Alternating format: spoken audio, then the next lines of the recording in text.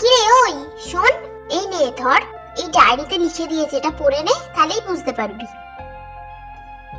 আচ্ছা, তুই তো কানে শুনতে পাস না, তাহলে কথা বলিস কি করে? আমি তো শুনেছি যারা কানে শুনতে পায় না তারা কথাও বলতে পারে না। ঠিকই শুনেছিস তুই।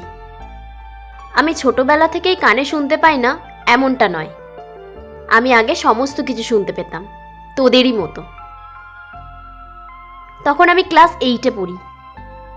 দিনটা ছিল খুব বৃষ্টি আর বজ্রপাতের দিন। আমাদের বাড়ির পাশে একটা গাছে হঠাৎ একটা বাজ এসে পড়ে, আর সেই বাজের শব্দে আমার দুটো কানই নষ্ট হয়ে যায়। সেদিন থেকেই আমি আর কিছু শুনতে পাই না। বাবা মা অনেক চেষ্টা করেছিল জানিস, অনেক ডাক্তারও দেখিয়েছিল, কিন্তু কোনোটাতেই কিছু লাভ হয়নি। এই নে ধর, এটাতে লিখে দিয়েছি, তোকে একটা জিনিস শিখতে হবে, তবেই এই সমাজে তুই চলতে পারবি। কি শিখতে হবে? আর ওটার জন্য আমাকে কি করতে হবে? তোকে লিপ রিড করা শিখতে হবে।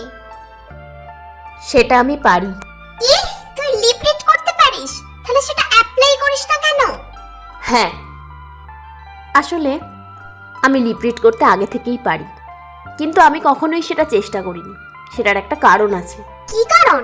পূজা নামে আমার একটা বান্ধবী ছিল, তাকে আমি আমার সব থেকে প্রিয় বন্ধু বলেই ভাবতাম। একদিন